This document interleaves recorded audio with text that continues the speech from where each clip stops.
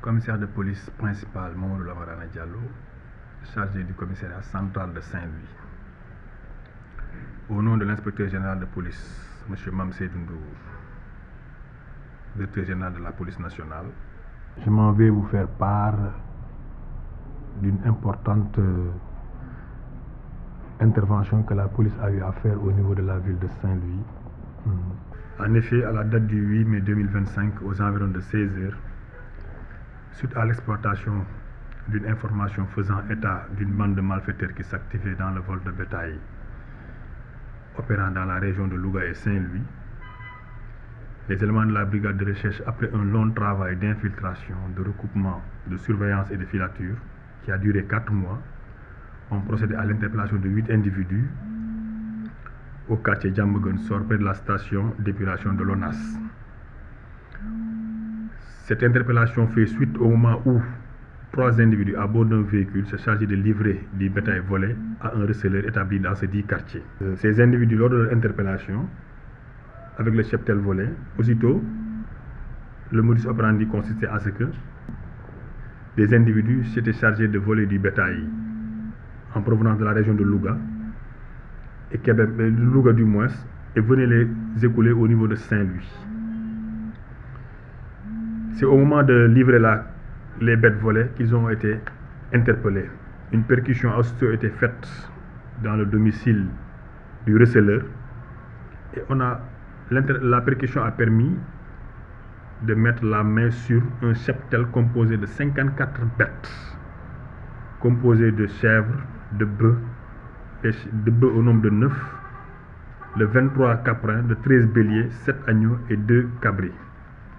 Il y avait aussi d'autres instruments, à savoir des bassines servant à mangeoire, des sacs de foin, des couteaux et des scies, des instruments permettant de procéder à des abattages clandestins.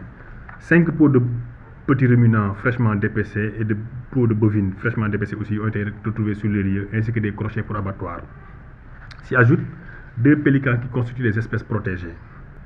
Tout ce cheptel-là a été consignés au poste pour être éventuellement restitués à leurs éventuels propriétaires, qui sont en train de se présenter d'ailleurs au fur et à mesure avec leurs déclarations. Pour ce qui est des pélicans, ils ont été mis à la disposition de l'inspecteur régional de forêt pour être remis dans leur état naturel.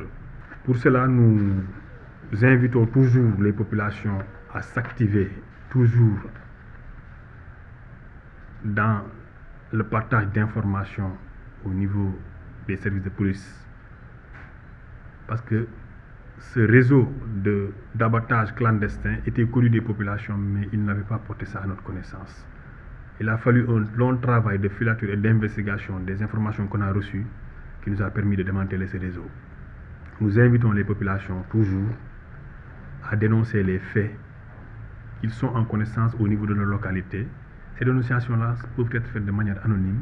Ils peuvent même venir au niveau du bureau, voir le chef de service et lui en parler discrètement, et des mesures seront prises pour annuler tout fléau ou un fait qui constitue une gangrène pour la société. Nous invitons aussi les propriétaires de cheptel à faire des déclarations lorsqu'ils sont victimes de cas de vol au niveau des services de sécurité, que ce soit la police, la gendarmerie et même des services de l'élevage. Et au cours de ces déclarations, faire en sorte de retracer les robes ainsi que les marques distinctives de leur cheptel.